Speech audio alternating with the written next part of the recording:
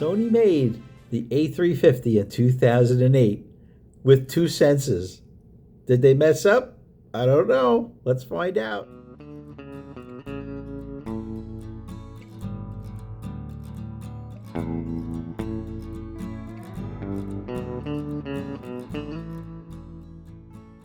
Hi folks, it's Carmine from New York here. This is photo class 564.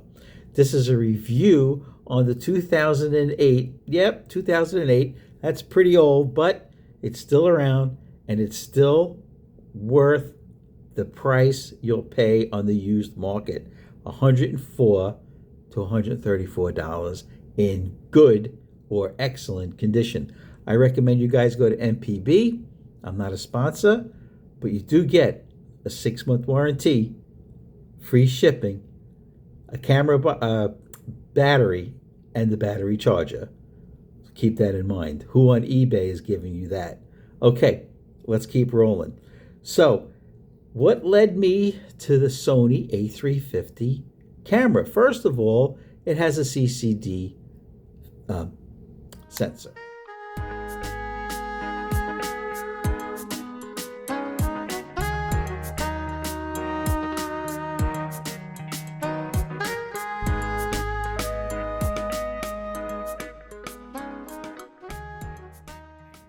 CCD sensors shoot like film, in my opinion, but who am I?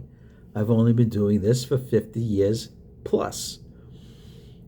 This camera, with its APS-C size sensor, CCD, produces fantastic photographs. Now, the lens that all these photographs you're looking at was this lens. This is a $43 used lens.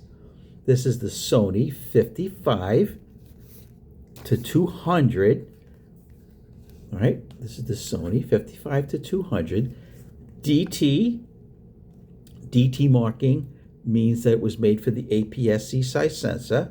SAM, which stands for the smooth autofocus motor inside. And it has an f-stop range of f4 to 5.6. 55 to 200 is so great when you're doing street photography.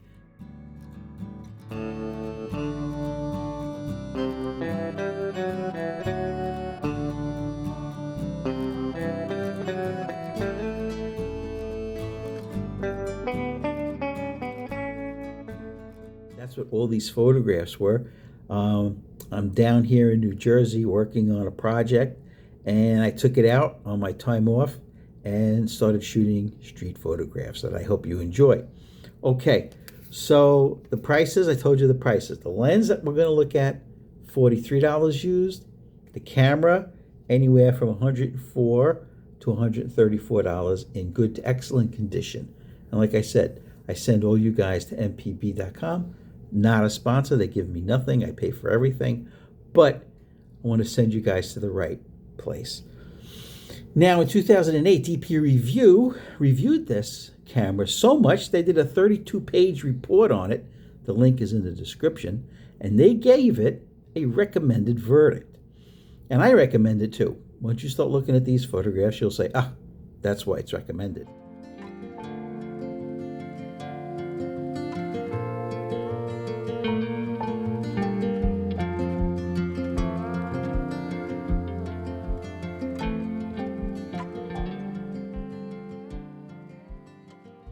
So it has IBIS, in-body image stabilization, which Sony calls super steady shot. You can turn it off or on right here on the back of the camera. The one thing, remember now, Sony bought Minolta, and they took over all their operations for making cameras. And Sony did keep the Minolta way of doing things, which meant lots of buttons. The one that's the most important, of course, is an ISO button, and it's right on top. The one bad feature about it that you're going to hear me complain about is when you're taking photographs, okay, here's the shutter button right here, but your finger always lands on the control wheel right on top. No matter what you do, you have to take your finger up. No matter what you do, this is in the worst spot. That's why Nikon puts their wheel on the front like this.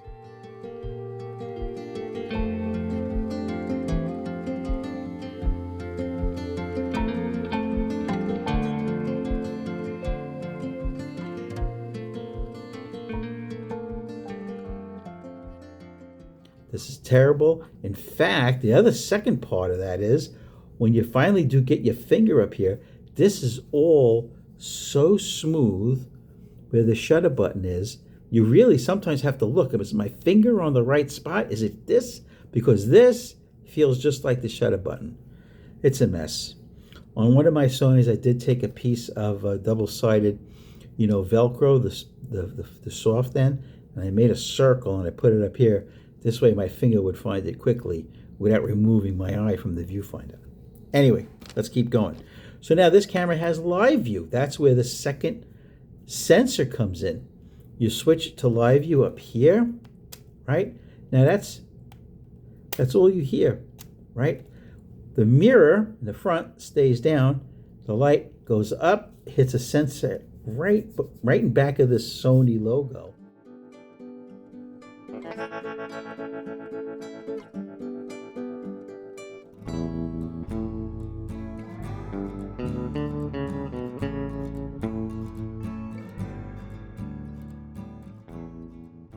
There's another sensor, and that's what lights up your LCD screen. Let me get that up for you right now. Okay, so now this is the live view. This is coming from the second sensor. Now we switch the switch back to optical viewfinder, and all that does is shut off the second sensor. Okay, and now we're looking through the optical viewfinder. It's not an electronic viewfinder, it's optical. Okay, now here's the menu screen, right, on the back. It tells you what all your settings are at, and if you want to change anything, you go to FN, function button, right? Let's get that up again, and you hit function over here, and now you can scroll through anything you want to change quickly. You can do it very quickly. Now, screens. You do get a little bit of a flip, right? You can get flip up, which is nice. You can flip down a little bit, and that's about it. That's about all of the screen movement you get. All right, it does not go left and right for selfie, but that's okay. This is 2008 technology. It does have a pop-up flash. Let's see if we can get that up. Okay, it's good for a little fill-in flash. You might want to put a piece of tissue paper on the front as a diffuser when you're taking a portrait. That's what I would do. Since it has a wacky Sony inverted hot shoe, all right, they did eventually change this to a normal hot shoe. Nobody likes this proprietary hot shoe. There are adapters, I understand, that you can get to go from Sony inverted hot shoe to a normal one, but I never bothered because later on the other models that they made had normal hot shoes.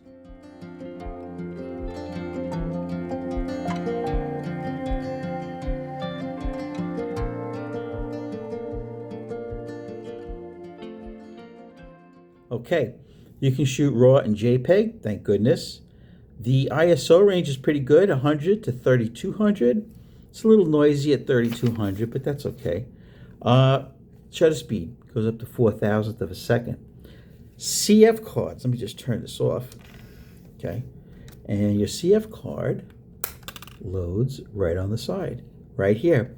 I shoot with like a 4 gig SanDisk. It's old technology, so just keep a bunch of them in your pocket. The battery on the bottom, right, it's got its own door. It's the 500H. I recommend getting the Wasabi. Third party, you can get 730 shots out of one charge. It's pretty darn good. It's pretty heavy. Without the lens, it's 675 grams. The lens, right? So it's Sony A mount. Now, A mount, right?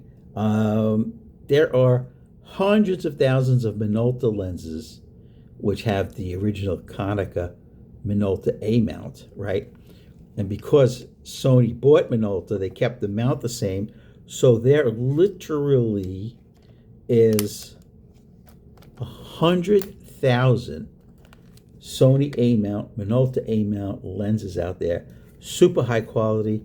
Tokina makes A mount lenses too back in the day, and that's really good glass too.